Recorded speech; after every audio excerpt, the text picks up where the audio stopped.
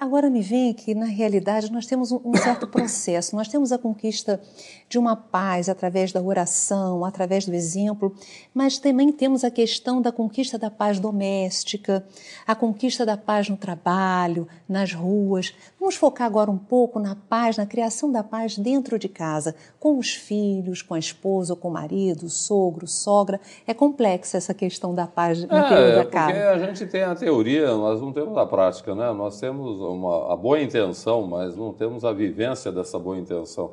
Que é a grande dificuldade que todo mundo tem, qualquer religioso, seja católico, espírita, protestante, é você realmente vivenciar no dia a dia aquilo que você está aprendendo relacionado com o Evangelho. Eu diria que é o grande desafio, né? Falta um pouco de estudo mais acurado, de reflexão em torno daquilo que a gente está estudando, está lendo. A gente tem que parar para pensar, né, no nosso comportamento. Jesus dizia que a gente deve orar e vigiar sempre. Seria nós estarmos sempre, a todo momento, realmente orando e vigiando, pensando bem no que nós falamos, pensando mais e falando menos, né? Porque nós reagimos muito às circunstâncias, àquilo que está acontecendo, seja no trânsito. O trânsito é um exemplo típico, né? E é um teste muito bom para saber se o cidadão ele está realmente evangelizado. Alguém te dá uma fechada ou quase provoca um acidente, como é que a gente reage, né? A gente age como cristão, pensando, coitado, ele deve estar com um problema, vamos orar por ele, né? Ou a gente já vai xingando e esbravejando ou coisa semelhante. Então, quando se trata da prática do Evangelho, a gente vacila muito, né? A gente se deixa dominar por impulsos que ainda caracterizam a nossa condição de seres imperfeitos, e a gente bota isso tudo para fora, né?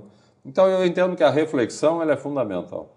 Você pensar bem naquilo que Jesus ensinou, tentar trazer Jesus para o cotidiano, né? E pensar antes de agir, como é que Jesus faria no meu lugar.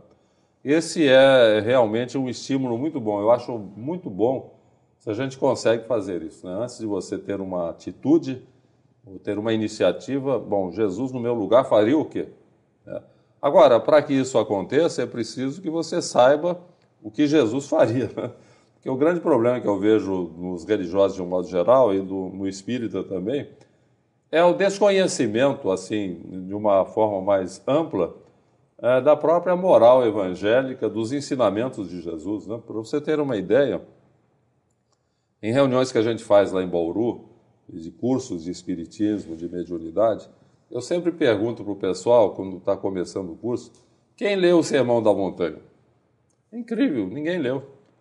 E quem leu, você estudou, você é capaz de reproduzir alguma coisa do Sermão da Montanha? A pessoa não sabe. E ali é um programa básico de atividades, né? Como é que você vai vivenciar um princípio se você não conhece, não? O Sermão da Montanha é a síntese do pensamento de Jesus, não? Ali está todo o pensamento de Jesus, aquele que seria o comportamento ideal. Agora, se você não lê, não conhece, não reflete em torno daquilo, como é que aquilo vai se manifestar no seu comportamento? Esse é um dos problemas, né? É falta de reflexão. E levar essas reflexões para o interior do nosso lar, refletir em conjunto, orar em conjunto. O culto do Evangelho, né? O chamado Evangelho no lar, eu acho importante, porque é uma coisa interessante. Se você bem observar, nós temos um certo constrangimento em falar em Jesus fora do núcleo religioso, né? Você no dia a dia, assim, na sua profissão, você lembra alguma coisa de Jesus? Comenta alguma coisa sobre Jesus? Uma parábola que se aplique àquilo que naquele momento você está fazendo? A gente não faz, nós temos uma certa dificuldade, porque nós não estamos familiarizados, né? A gente acha que não se coloca naquilo que você está fazendo na sua atividade profissional, de repente você evocar um ensinamento de Jesus.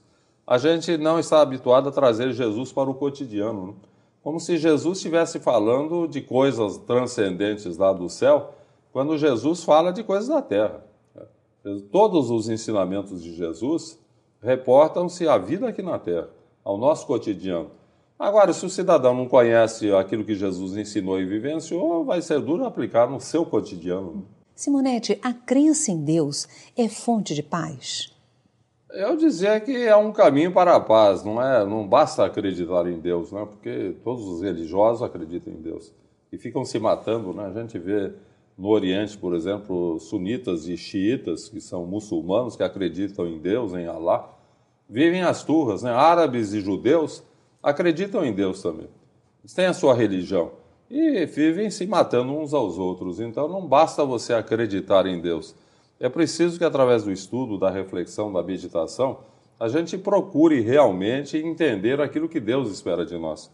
Um princípio básico, fundamental, elementar: Deus é o Pai de todo mundo, né? Deus é o Criador, todos nós somos irmãos. Será que os religiosos estão pensando nisso? Quer dizer, aqueles que se matam estão pensando que aqueles a quem eles estão matando são filhos de Deus também? E, consequentemente, você está cometendo um fratricídio. Você mata um adepto de outra religião, ou seu inimigo, seja como for. Então, não basta. Você acreditar em Deus é apenas um início de um caminho. É preciso entender aquilo que Deus espera de nós. Aí sim, nós temos na essência das religiões a pregação do bem, né? A orientação para que você siga um caminho de verdadeira paz, que é compreender, tolerar, perdoar, tudo aquilo que Jesus ensinou e exemplificou. Richard, você tem um livro, Paz na Terra, que inclusive foi brinde do mês de junho do Clube de Arte. Nos fale um pouquinho sobre esse livro. Esse livro, na verdade, ele representa o início de uma série que eu acabei escrevendo, porque eu falo no Centro Espírita Amor e Caridade, às segundas-feiras, eu tenho sempre uma palestra de 30 minutos sobre o Evangelho. Ao longo do tempo, com o desenvolvimento de experiências relacionadas com a análise dos textos evangélicos, eu achei que seria interessante, ao invés de simplesmente pegar algumas passagens de Jesus e fazer comentários, ou o Evangelho segundo o Espiritismo e desenvolver comentários também, que a gente fizesse um levantamento total da trajetória de Jesus, desde o nascimento até quando ele retorna ao mundo espiritual, depois da chamada ressurreição. E eu passei, então, a fazer esses estudos em todas as segundas-feiras. Eu fazia uma ampla pesquisa com vários livros de várias origens, inclusive católicos. O protestante americano tem estudos muito interessantes sobre os textos evangélicos. Peguei esses textos, peguei autores espíritas brasileiros, enfim, eu fiz um estudo muito amplo e fui retirando ali o que eu considerava o mais importante, o mais interessante.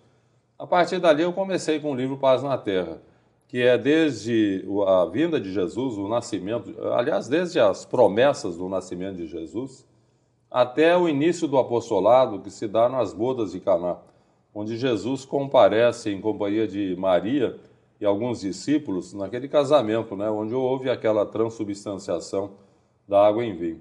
O livro termina ali e depois tem uma sequência, com Levanta-te, é o primeiro ano de apostolado de Jesus, a tua fé te salvou, o segundo ano.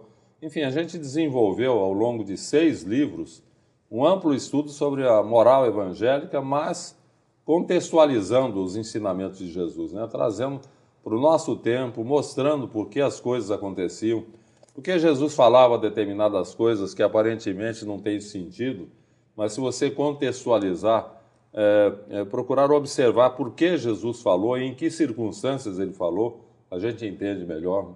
Então, acabou sendo uma biografia de Jesus comentando os aspectos morais, os seus ensinamentos e tudo mais.